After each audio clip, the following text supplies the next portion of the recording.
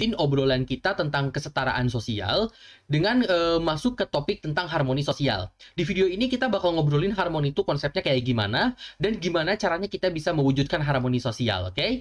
Let's go! Nah, teman-teman, harmoni sosial itu sendiri apa?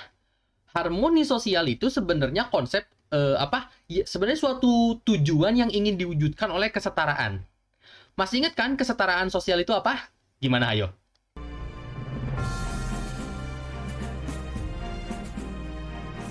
Oke, teman-teman, bagus banget.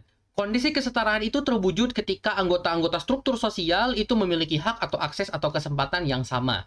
Kita udah belajar juga bahwa yang namanya setara itu nggak sama dengan sama, gitu.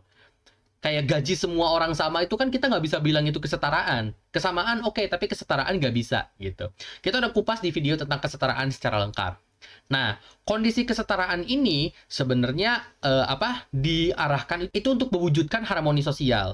Tapi harmoni itu sendiri apa? Harmoni sosial itu adalah penilaian, pengungkapan, dan pendorongan rasa percaya, kagum, perdamaian, harmoni, saling menghargai, kemurahan hati, dan kesetaraan dengan orang lain di masyarakat manapun tanpa memerhatikan agama, kasta, gender, ras, usia, pekerjaan, dan lain-lain gitu kan. Wah, ini udah lumayan panjang. Oke, seperti biasa kita bungkus biar jadi lebih sederhana. Jadi intinya yang namanya harmoni sosial itu adalah suatu ungkapan gitu ya. Adalah suatu ungkapan atau suatu keadaan gitu ya. Memang beda sih ungkapan dengan keadaan gitu ya. Ungkapan tuh ketika kita ngungkapin sesuatu, keadaan itu kan suatu kondisi ya. Aku lebih senang bilang ini keadaan sih sebenarnya. Karena kan di dalamnya ada prosedur, ungkapan, dorongan, terus ada rasa-rasa segala rupa gitu ya. Tanpa memandang segala rupa, berarti ini adalah sebuah keadaan yang ingin diwujudkan gitu. Keadaan yang kayak gimana? Keadaan yang di dalamnya ada rasa percaya, ada rasa kagum, dan lain-lain gitu ya. Dan jangan lupa ini ada ini nih. Ada si penting ini. Kesetaraan dengan orang lain tanpa memerhatikan agama, kasta, gender, ras, usia, pekerjaan, dan lain-lain. Berarti ini, si kesetaraan ini perlu terwujud gitu supaya kondisi harmoni itu terwujud. Harmoni itu sendiri, kalau misalnya kita contohin tuh kayak di musik. Gini deh, kalau misalnya satu instrumen musik, atau gini deh, dalam satu musik gitu ya, ada satu instrumen mainin lagu. Kayak gini nih.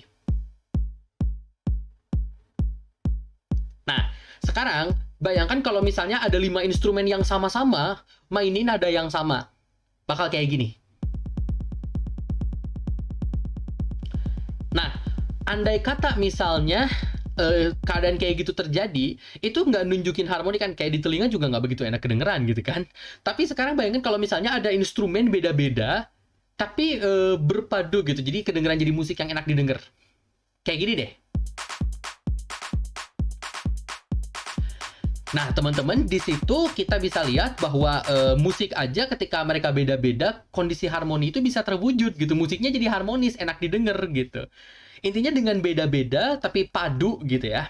Musik aja bisa jadi enak didengar, begitu pula kondisi sosial gitu. Dalam perbedaan agama, kasta, gender, ras, usia, pekerjaan, dan lain-lain, justru kondisi perbedaan tersebut ketika berhasil berpadu gitu ya, ketika kesetaraan itu terwujud, di musik juga tadi kan ada kesetaraannya. Maka kondisi harmoni itu sendiri bisa terwujud gitu. Ini teman-teman kalau pengen belajar lebih jauh ada artikel ilmiah gitu ya, yang ada di bawah sini, teman-teman boleh baca. Artikelnya itu ditulis oleh Singh dan Vikram tahun 2016 dengan judul seperti yang tampil di layar.